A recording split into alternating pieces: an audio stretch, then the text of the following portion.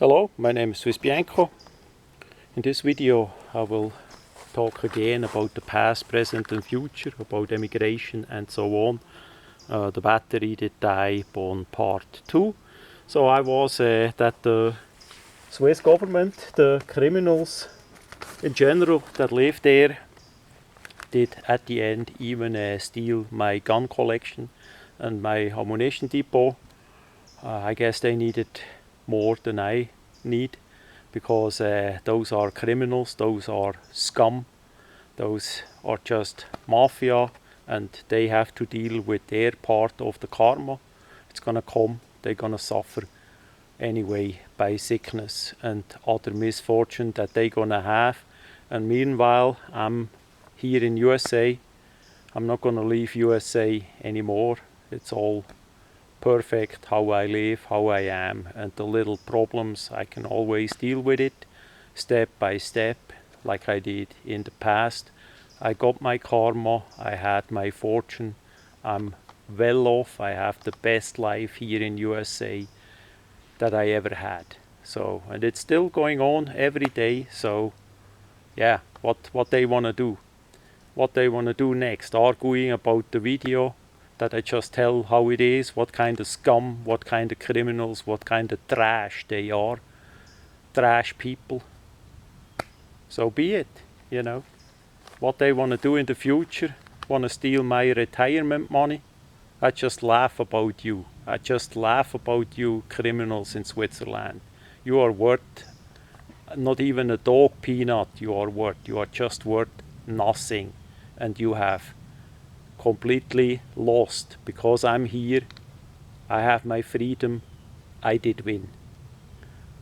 But I digress. So 2007 green card, came over to USA. I did leave shitty land, as I call it, within 7 days. I think it was 5 days. Everything was organized well. I planned my travel, or my adventures as I call it, like in the military.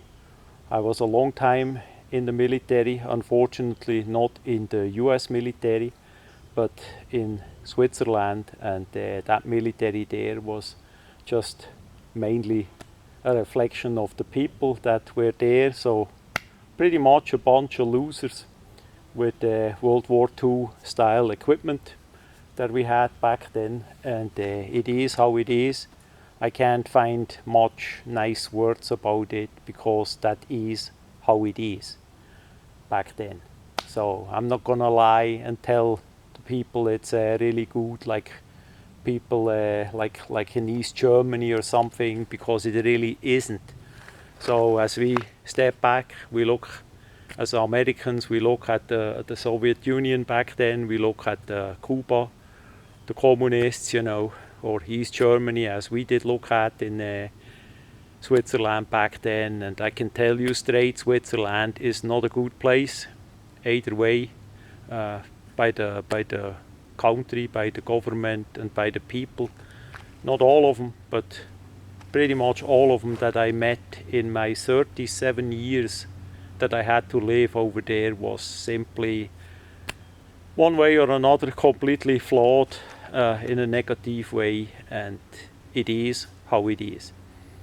So anyways, in my years, in my 18 years here in USA, that I'm here with the green card, and of course prior that the 12 years as I work for my green card, as I came every summer, sometimes in winter too, legally, as a tourist here to see already what I can do here in USA, and get connections, and see if the life here actually would fit.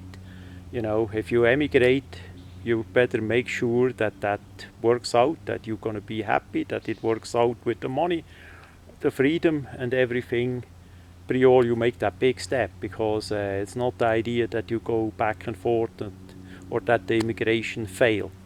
So anyway, I'm now 18 years in USA. In 2027 I'm 20 years in USA, and with a little bit good luck, the work that I do, that I work on for basically all my life, gonna be finished pretty soon, so we can then start with the marketing of that, and that's gonna be a huge step, at least for me, and that gonna give then limited editions as well for 2027. We're not gonna celebrate, of course, Shitty Land. We're gonna celebrate USA. That is completely clear, because the situation here in USA is still in a good way. We need to recognize how the situation is over in the German-speaking part of Europe and in many other areas, like in England, Ireland, France, Sweden, Italy, also Spain, for an example. If you look at the details with the illegal immigration, with the government, the fake government overreach, it's just a nightmare, and we need to see that here in USA and make the people aware that such a situation never gonna happen here in USA. At least with the last election, we got the curve really well, as best as I see, and we can be really happy. That would have be going in a bad way like in Europe. I want to mention again Survival Lily, on an Austrian YouTuber that makes from time to time on her channel update how it goes in Austria, and currently they push the digital ID quite hard, which then led to digital euro, and the money, the cash, is gone, which means you are completely dependent on the government and on the bank about your own money. And it's basically then like in China, if you don't behave, you're not gonna get money. You can't travel, you can't fly, you can't do this. If you buy too much meat, you can't buy more meat, because of this and that and the other and things like that. So, but I'm sure in USA that never gonna happen, simply because of the 2A, our right to bear arms, because it's not gonna happen here. The people not gonna deal with such BS. But in Europe, the situation is completely upside down, and I hope many of you people that listen to this video, the US people, that they gonna try to learn a bit more about the situation. There are now enough independent media online where you can see for yourself how the situation is completely falling apart over in Europe. So anyways, so 2007, it took a while to get the US citizenship. I did also not use a lawyer to get the US citizenship. I think it was back then 6 years. Unfortunately, Sylvia, my mama, did pass away shortly prior her emigration to USA, so she could never enjoy USA herself. She never saw the dream like I see it here every day, but a part of her is still here with me and pursue happiness every day here in USA as best as we can. That's the sad part about this story. Anyway, it was 6 years, and then you can apply for the US citizenship. I was down at that point, and I needed a bit of break, and it took then 8 years as I moved on with the US citizenship. The test itself was easy for me. I speak English, I understand the people mostly understand me, even with my Swiss accent. Doesn't matter, as long as you can find your way, talk with the people, then that is all good and it works, no problem at all. And The only negative was the test was down in Atlanta, and I did live at that point up north, and it was in the winter, and of course we have snow, so we had to drive there a day ahead, go in a motel, and then the next day was that citizenship test. And of course, as I wanted to leave and go home, then the snow did start, and we had to hurry. So that was a risk. We have to see traveling and immigration in general, that is a risk. You need to be careful. Whatever you do, it's a risk. It needs to be worth it. It needs to be well planned out that it works, that it is positive, that gonna work. And then of course you need a bit good luck too. And I came home in the snow and everything was well. I actually had to borrow another car because the car that I had as I did leave here, my own car did break down on the way down there. Thank God not too far away. So yeah, anyway, I could quite likely tell you stories about shitty land, about immigration, about USA for about 3 days. Not gonna do that. I just point out that whatever you do, you need to think that it's gonna take longer than you expected, that it could be more difficult and problems. You need to be prepared. You need to work steadily on your goals, otherwise you're not gonna reach it. You can't give up easy. Look at my example. It took me 12 years to get the green card. 12 years. I didn't know people, they did not even live 12 years. You know, just saying, you need, it's not a joke, it's not a game, it's a serious matter. So, and that is a point to point out. Unfortunately, most people that would like to emigrate, they never gonna make it.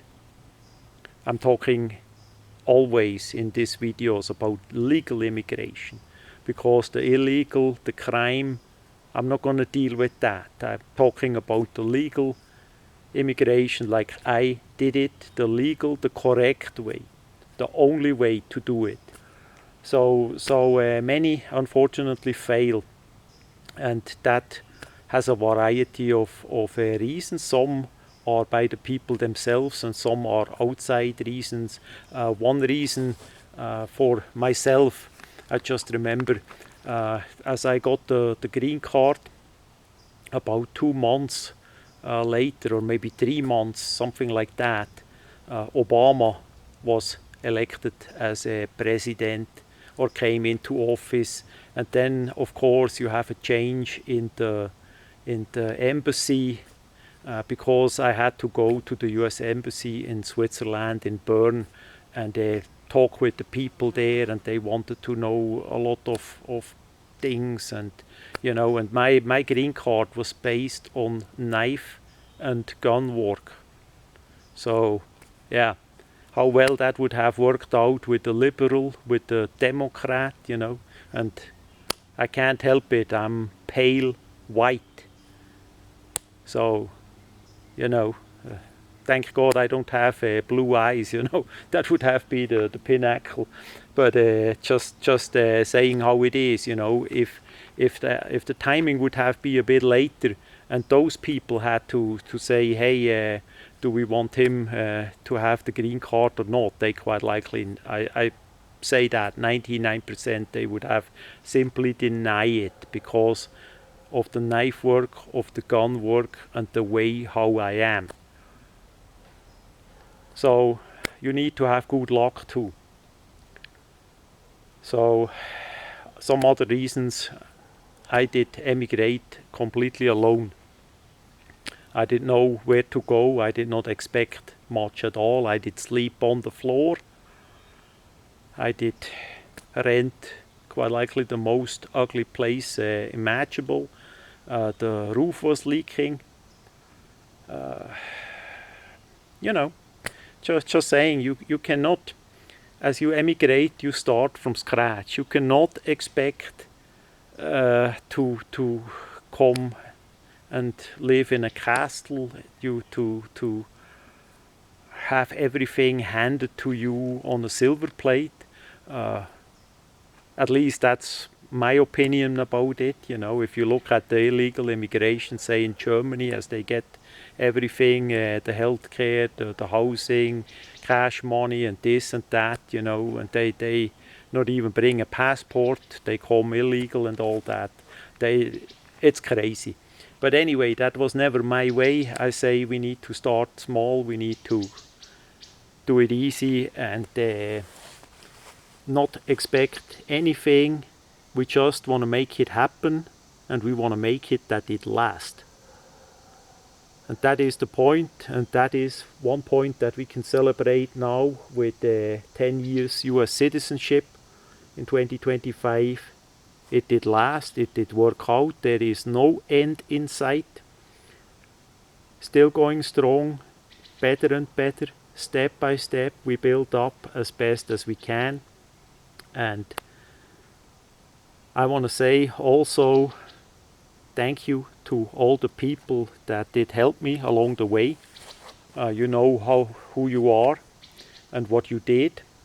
And I also want to say, of course, a little bit of thank you to all those negative people in shitty land. You know who you are as well. Without that negativity, without that crime, without that garbage over there, I would never be so desperate in life to put all my energy in the first goal of life, to emigrate. Never. You're gonna have it with the karma anyway. You're gonna suffer for what you did. Not only what you did to me, but all the general population with the trash government and with the trash fake laws, etc., as I did point out. So it is how it is, but thank you need to be said as well.